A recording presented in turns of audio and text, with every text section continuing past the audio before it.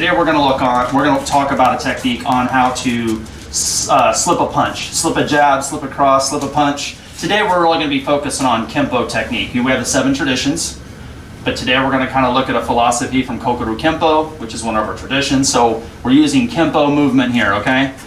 The reason you kind of want to do that is because it lines you up to have a stronger counter. If you try to block every damn thing that you're thrown at you, you're not going to be as successful. When we talk about moving, go to fighting stance for me again. The basic rule of thumb here is that your shoulder has to go to the direction of the side that you're going to be slipping. So this shoulder is I'm going to bend the knee to the direction I want to go. I'm not going to do this. Remember how we've talked about the strength zone. I've talked to all of you guys about the strength box, right? So anything in his box is his strength box. I don't need to be in front of that. When people do this, go through the jab again. I'm going to move out of the way this way. I'm going to move like this. See how much I'm moving? Well, by the time I have no way of coming in, he's just going to hit me with the gyaku to the face.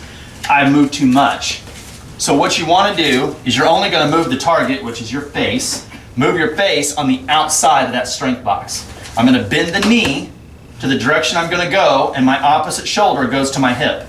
Like that. That's it. That's all I'm moving. Notice my head is on the outside of that shoulder.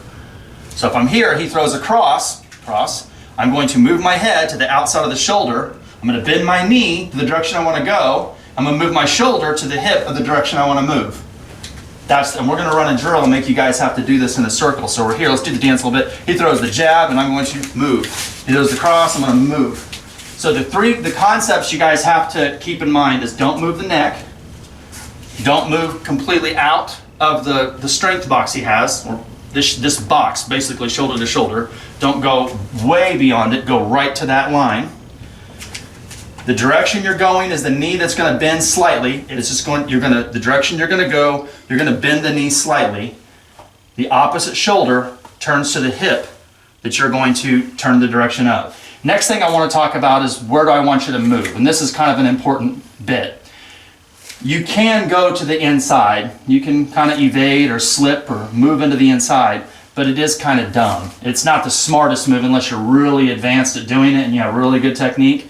Because if he throws a jab, do it again, and I'm going to go to the inside. So if I'm here, I'm going to bend the knee to the direction, go through the jab for me, bend the knee, turn in this direction, and what do you see?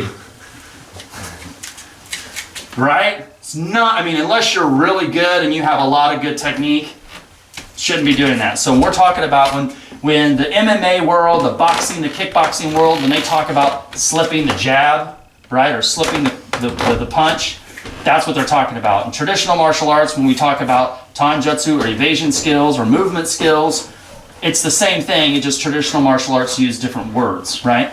The skill set's the same. What I want to do it, jab for me again. I want to move slightly to this side. Slightly, so that I can counter, right? We don't want to block, so do it again. I don't want to go like this, push it away or parry it off. We're moving, right? So you always want to get, not always, but the general rule of thumb is you kind of want to practice getting to the outside. It doesn't matter whether it's a jab, going to the jab. I move this way or the cross. I move this way, right? So again, move the shoulder line, and again, move the shoulder line. See how I'm going to the outside. When I look at my opponent, I see triangles. There is a triangle here, which is his chin to elbow to elbow. You have a triangle here. You have a triangle here. If I turn to this side, I've got a triangle here. If I turn to this side, I have a triangle here. If you look at the triangular movement, if he's going to throw a jab, go through the jab for me, that triangle moved towards me. If he comes back, he throws a gyaku, that triangle moved to me, right? You never look at the hands when you're sparring, ever. They move too fast. You'll never be able to react. How many of you guys ever got into a car, and as you're driving a car, not you drive the car because you probably crash, but you're in a car while it's driving, right? And as you're in the car, maybe you're a kid, you're in the back seat, and you look down at the lines in the road. You know how it's like you could pass the car, and it's like, they go by so fast, don't they? It's like you can't even see how fast those lines are moving. But if you're driving the car, and you don't look at the lines, and you're driving down the road, you just see every one of those lines slowly move by. It's because you're using your peripheral vision. If you look directly at the line when you're in a car, they move too quick. You don't look at the line, it's kind of slow. And you can see the separation of each one of those lines. You guys follow what I'm saying here? Okay, same thing. When you're fighting someone, you don't look at the hands and the feet. You're either going to look at the third eye right there, or you're going to look right into the chest. That's it. I personally telling you should be looking right there to the third eye, because if I look there, go fighting stance for me, I can see, go ahead and throw the jab, I can see that triangle move, going across, I can see that triangle move. You know what I mean? And you can break it up into movement, and then you can respond accordingly.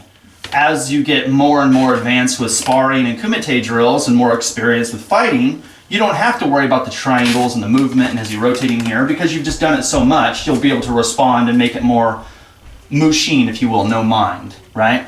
But when you're slipping the jab, when you're evading the punch, right? When you're evading a punch, number one, never do it going back. If he throws, let's break the rules. Number one, never do this going backwards. If I'm here and he throws the jab and I go backwards, what do you think he's going to do? Step in and fucking knock the shit out of me. You don't slip it going back, right? Number one. Number two, don't do it and turn your ass. Throw the jab again, because now he's going to come in and beat the hell out of me. So you don't slip it and go back. You don't slip it and turn around, okay? So there's the first two rules. Number three, go ahead. Don't turn, go ahead, at the neck.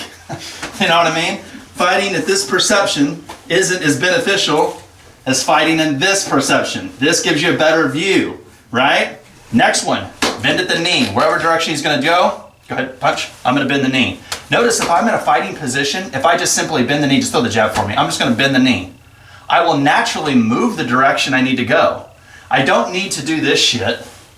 If I bend the knee, go ahead, I'm just going to bend my knee. I naturally go that way. He throws across, I'm going to bend the knee. I naturally go that way.